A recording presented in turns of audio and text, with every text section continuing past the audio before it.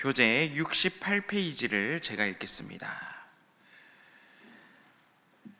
35장은 엘리후의 세 번째 변론으로서 하나님께 아무런 유익이 되지 못하는 인간의 선악과 믿음이 없는 자의 간구를 듣지 않으시는 하나님에 대하여 말하고 있습니다. 즉 의로운 행실이 아무 유익이 없다는 욥의 불평에 대하여 욥이 이렇게 하나님께 불평할 권리가 없다고 역설적인 반론을 펴고 있습니다. 36장은 엘리후의 결론적 연설입니다.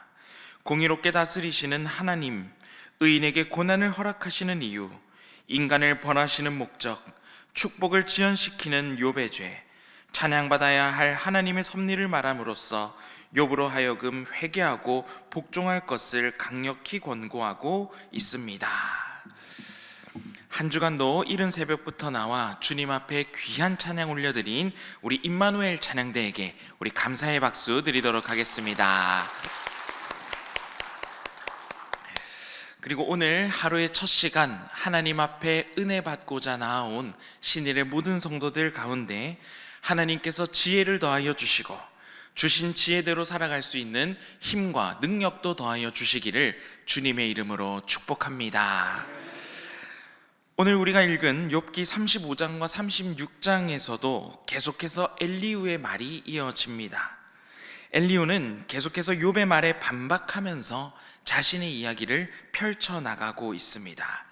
우리 35장 6절과 7절 말씀, 6절 7절인데요 우리 같이 읽어보도록 하겠습니다.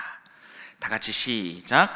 그대가 범죄한들 하나님께 무슨 영향이 있겠으며 그대의 악행이 가득한들 하나님께 무슨 상관이 있겠으며 그대가 의로운들 하나님께 무엇을 드리겠으며 그가 그대의 손에서 무엇을 받으시겠느냐.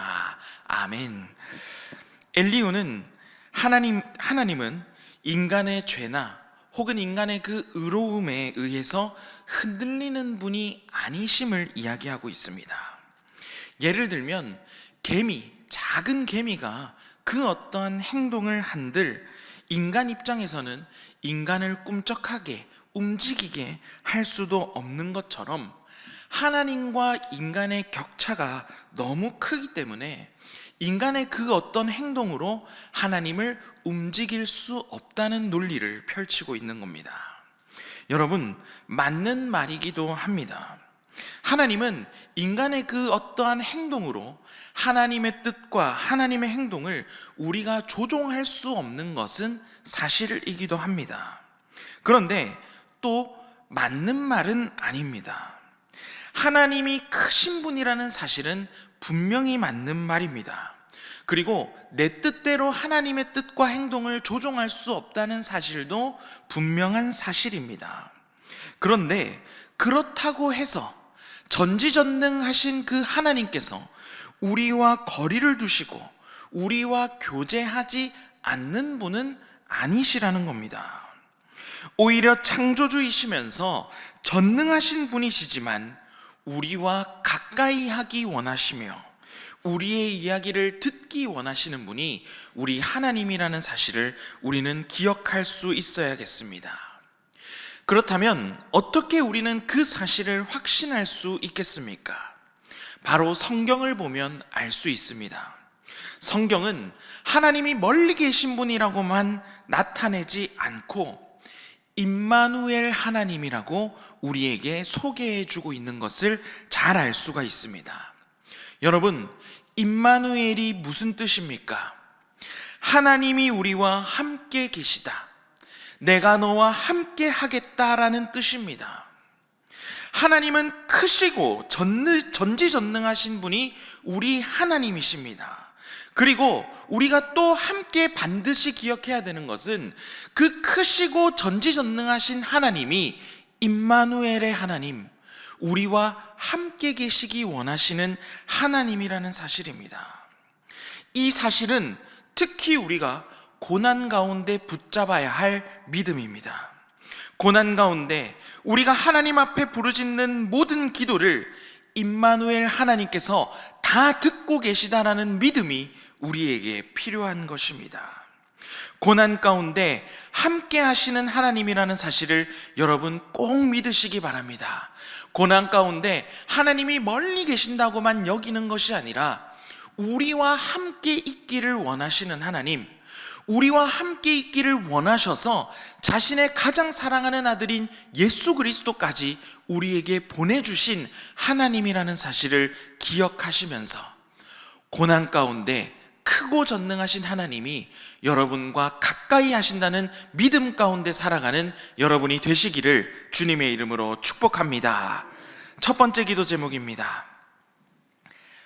고난 가운데서 하나님이 멀리 있다 생각하지 말고 임마누엘의 하나님을 믿게 하소서. 고난 가운데서 하나님이 멀리 있다 여기지 말게 하시고 임마누엘의 하나님을 믿게 하소서입니다.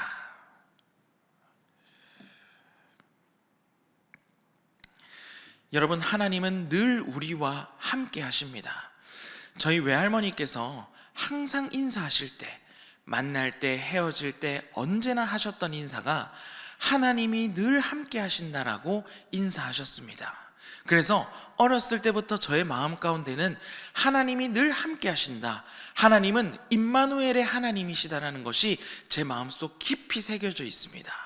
여러분도 그 어떠한 고난과 환난이 찾아올 때 임마누엘의 하나님을 기억하는 가운데 고난을 통과해내는 믿음으로 승리하는 여러분들이 되시기를 주님의 이름으로 축복합니다. 계속해서 말씀 살펴보겠습니다. 여러분, 사실 욥은 하나님 앞에서 자신의 의로움을 밝히고 있는데, 욥이 하나님 앞에 자신의 의로움을 밝힌 것은 자신의 의를 자랑함이 아니었습니다. 하나님께 무언가를 요구하고 하나님께 무언가를 흥정하기 위해서 자신의 의, 죄가 없음을 밝힌 것도 아닙니다.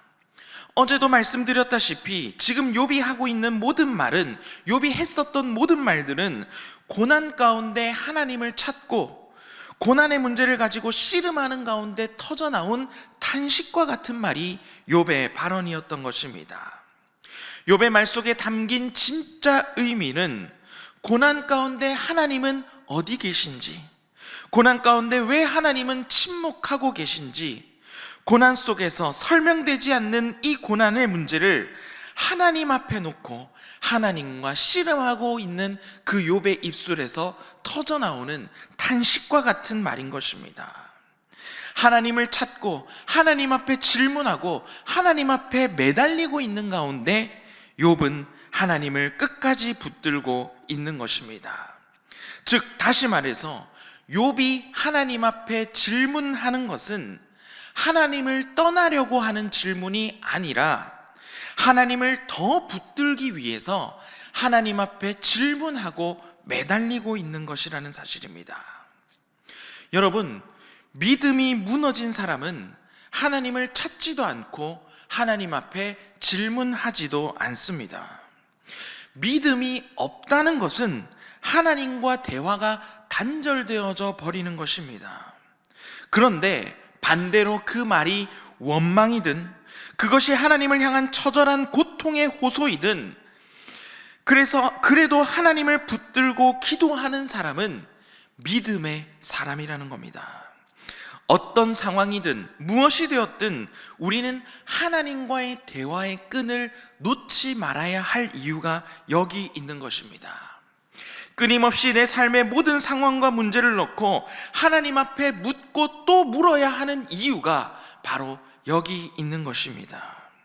그래서 우리는 성경을 읽다 보면 하나님 앞에 질문하는 사람들을 수없이 만나게 됩니다. 심지어 하나님 앞에 따지고 하나님 앞에 호소하는 내용들도 참 많이 등장합니다. 수많은 선지자들, 시편의 기자들, 수많은 성경에 나오는 믿음의 사람들이 하나님 앞에 끊임없이 호소하고 하나님 앞에 끊임없이 묻고 있는 것입니다. 하나님, 어느 때까지입니까? 하나님, 정말 나를 버리신 것입니까? 하나님, 어찌하여 악인의 길이 더 형통합니까? 어찌하여 하나님 내 환난의 때에 숨으시나이까? 성경은 이러한 선지자들의 기도를 숨기지 않고 우리에게 적나라하게 보여주고 있습니다. 여러분, 우리도 때로는 울부짖는 언어로 눈물 섞인 질문으로 하나님 앞에 나아가야 하는 것입니다. 고난 가운데 생기는 질문은 믿음이 약해서가 아닙니다. 오히려 믿음이 있기 때문에 우리가 하나님을 믿고 하나님을 더 붙들기 위해서 우리는 하나님 앞에 질문하고 하나님 앞에 묻고 또 묻는 것입니다. 여러분 가운데, 특별히 고난 가운데 있는 분들 중에 여러분의 신앙적인 질문이 여러분들의 입에서 탄식으로 터져나올 때 그 질문을 막지 마시기 바랍니다. 풀리지 않았는데도 풀린 것처럼, 해결되지 않았는데도 해결된 것처럼 그냥 덮고 살지 마시기 바랍니다. 여러분들의 마음 가운데 의심이 찾아올 때, 고난이 찾아올 때 그 마음을 억지로 덮어버리는 것이 아니라, 누르는 것이 아니라 고난 중에 하나님께 묻고 또 물어보며 믿음 앞에 발버둥 치는 그 행동이 우리의 믿음이라는 사실을 꼭 기억하시기 바랍니다.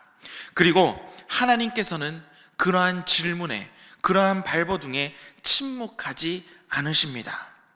결국 하나님께서는 여러분의 그 질문에 반드시 대답하실 것입니다. 우리가 다음 주 월요일에는 욥기 37장을 읽게 될 것이고, 그리고 38장에서 드디어 하나님께서 직접 말씀하시는 장면을 보게 될 것입니다. 하나님은 침묵 속에서 욥의 질문을 품고 계시다 가장 적절한 때에 하나님께서 응답해 주시는 것입니다. 하나님께서 응답해 주실 때에 우리 삶 가운데 어떠한 일이 일어납니까? 의심은 확신으로 변하게 될 것입니다. 두려움은 평안으로 바뀌게 될 것입니다. 그리고 여러분의 모든 눈물을 하나님께서는 감사로 바꾸어 주실 것입니다. 모든 어둠 가운데 하나님께서 그 어둠을 빛으로 바꿔 주실 것입니다. 그렇기 때문에 여러분 꼭 기억하시기 바랍니다. 고난 중에 하나님 앞에 던지는 질문은 불신이 아니라 신앙의 몸부림입니다. 여러분의 믿음입니다. 도리어 그것이 하나님을 만나게 되는 통로가 될 것입니다. 해결되지 않는 질문, 해결되지 않는 의심을 그냥 속으로 삭히는 것이 아니라 하나님께 묻고 하나님께 울부짖으며 기도하며 발버둥 치시기 바랍니다. 두 번째 기도 제목입니다. 고난 가운데 침묵하지 말고 하나님께 묻고 또 묻게 하소서. 고난 가운데 침묵하지 말고 하나님께 묻고 또 묻게 하소서입니다.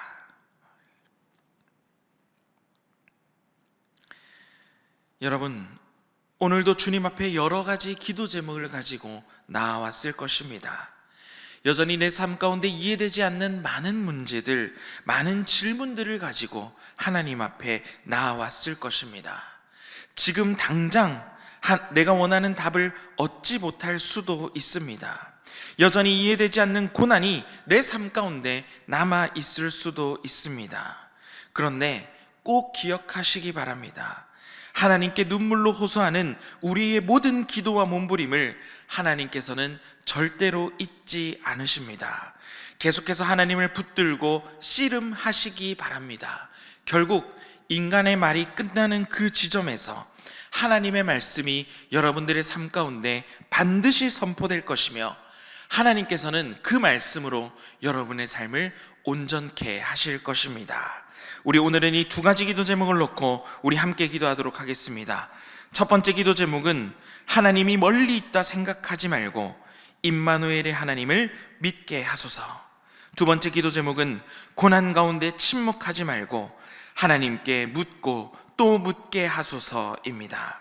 그리고 성전을 깨끗이 청소하는 깔끔이를 위해서, 내일 주일을 준비하는 모든 손길을 위해서, 그리고 안식월을 보내고 계신 위임 목사님을 위해서 여러분들이 각자 가지고 오신 모든 기도 제목을 놓고 이 시간 함께 기도하도록 하겠습니다.